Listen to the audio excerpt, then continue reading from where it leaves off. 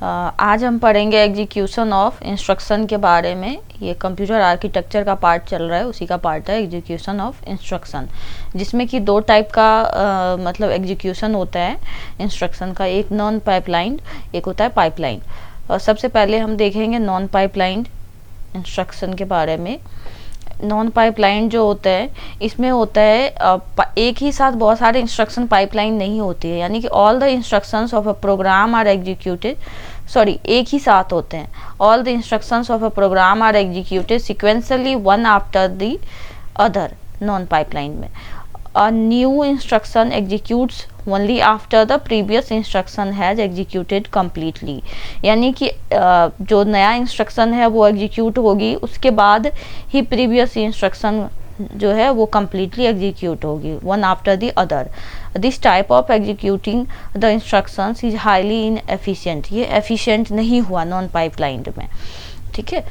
Pipeline में अब क्या होता है, multiple instructions are executed parallelly. इसमें बहुत सारे इंस्ट्रक्शंस पैरेलली एक साथ एग्जीक्यूट होते हैं। This type of executing the instruction is highly efficient. ये हाईली एफिशिएंट होता है इस टाइप का जो एग्जीक्यूशन होता है वो। A pipeline processor does not wait until the previous instruction has executed completely. Previous instruction completely execute होने का वेट नहीं करती है इसमें अदर इंस्ट्रक्शन, एक ही साथ सारे इंस्ट्रक्शंस एग्जीक्यूट होती है। Rather it fetches the next instruction and begins its execution. वही बात जो अभी बताया मैंने आपको, ठीक है। अब इसमें हम पढ़ेंगे थोड़ा डिटेल में पाइपलाइन आर्किटेक्चर के बारे में। पाइपलाइन आर्किटेक्चर में क्या होता है, the hardware of the CPU is split up into several functional unit. जो CPU का हार्डवेयर है, CPU है, उसमें जो हार्डवेयर लगे होते हैं, जैसे कि हमारा ALU होता है, उसके अंदर हमारा रजिस्टर होता है, CPU के अंदर ही हमारा कंट्रोल यूनिट होता है।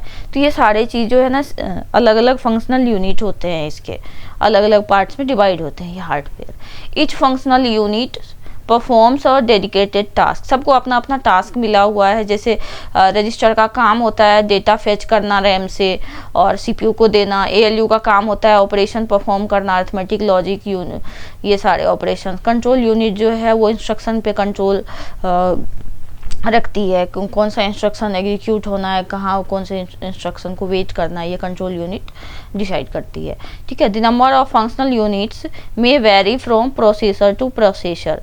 अब ये नंबर ऑफ फंक्शनल यूनिट्स जो है ना अलग अलग प्रोसेसर में अलग अलग होते हैं, वो प्रोसेसर पे डिपेंड करती है। These functional units are called as stages of pipeline. और ये फंक्शनल यूनिट्स जो है ना पाइपलाइंस की स्टेज पर डिपेंड करती है।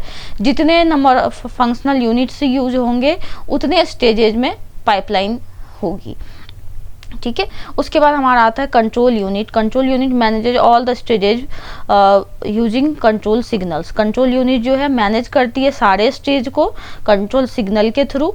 There is a register associated with each stage that holds the data.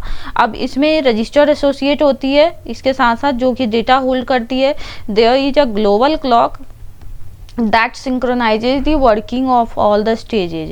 अब इसमें क्लॉक पल्स, क्लॉक साइकिल भी लगी होती है जो कि सिंक्रोनाइज करती है जो स्टेजेज, हर एक स्टेजेज पे जो एग्जीक्यूशन होता है उसको सिंक्रोनाइज करने का काम करती है क्लॉक पल्स, ठीक है।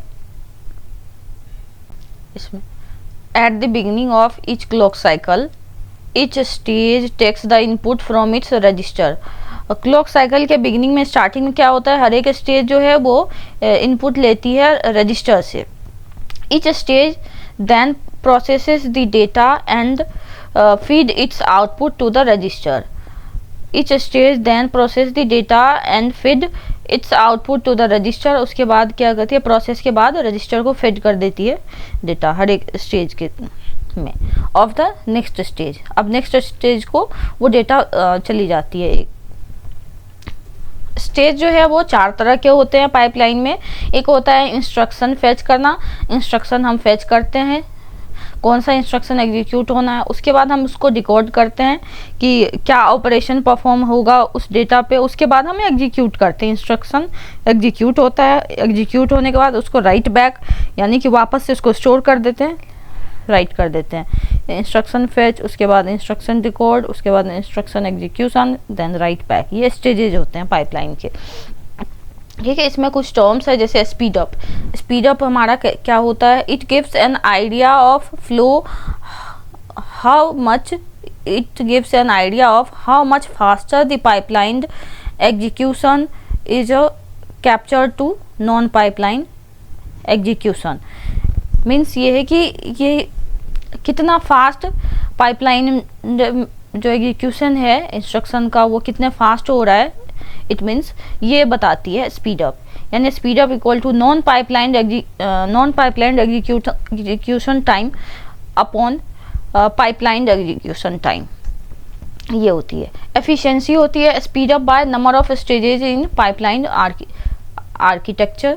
ठीक है, थ्रूपुट होती है ये, इसको जिसको हम एक तरह से एफिशिएंसी का ही पार्ट है कि कितना बेटर तरीके से इंस्ट्रक्शन एग्जीक्यूट हुई है, एफिशिएंट वर्क हुआ या नहीं, थ्रूपुट से ये हमारा प्रूव होता है। Number of instructions executed by total time taken, यानी कि जो टोटल इंस्ट्रक्शन एग्जीक्यूट है हुआ है, नंबर ऑफ इंस्ट्रक्शन, जैसे मान लीजिए 12 इंस्ट्रक्शन, टोटल 1200 इंस्ट्रक्शन एग्जीक्यूट हुआ है टोटल 1 आवर में, यानी 60 मिनट में।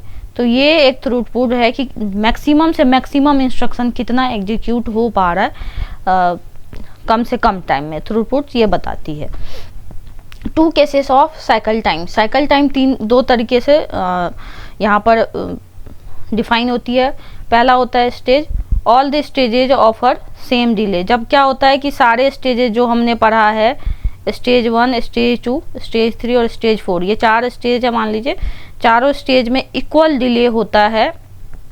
इक्वल डिले अगर हमारा हुआ तो क्या होता है उस केस में साइकिल टाइम जो होगा वो होगा हमारा डिले ऑफर्ड बाय 1 स्टेज। कोई भी चारों स्टेज में सेम डिले है, एक डिले हम यहाँ से लेंगे और उसके बाद including the delay due to its register. अब रजिस्टर जो हमारा है, जो डेटा हमारा स्टोर करती है उसको हम ऐड कर देंगे एक स्टेज का जो डिले है उसमें, तो हमारा साइकिल टाइम निकल जाएगा ये। ठीक है, उसके बाद हमारा आता है केस 2, जिसमें होता है all the stages don't offer same delay, यानी सारे स्टेजेज में सेम डिले नहीं है।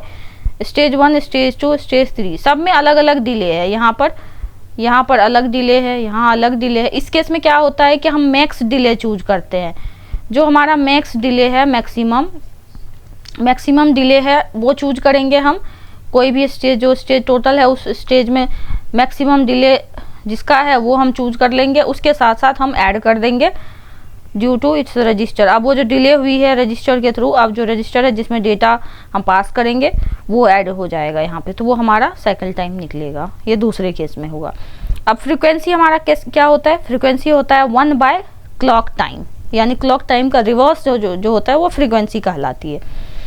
ठीक है, अब हम कुछ फॉर्मूलाज देखेंगे जो नॉन पाइपलाइन में और पाइपलाइन में यूज होती है। आगे ये न्यूमेरिकल्स में यूज होते हैं। Total number of instructions is to time taken to execute 1 instruction, यानी टोटल नंबर ऑफ इंस्ट्रक्शन और हर एक इंस्ट्रक्शन को एग्जीक्यूट होने में जो टाइम लगती है वो दोनों को मल्टीप्लाई करेंगे n, यानी कि n is to k clock pulses. ये हमारा नॉन पाइपलाइन एग्जीक्यूशन टाइम कहलाएगी।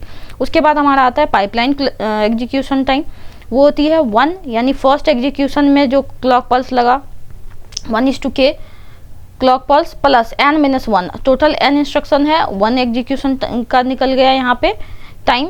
और उसके बाद जो बचा हुआ है n-1, उसमें हम एक ही क्लॉक पल्स काउंट करेंगे बचे हुए n-1 के लिए। सो यहाँ मल्टीप्लाई हो गया 1 क्लॉक पल्स से। टोटल यहाँ पे टाइम जो होगा एग्जीक्यूशन का k plus n-1 clock pulse होगा। इस केस में हमारा स्पीड अप जो होगा वो होगा n is to k by k plus n-1।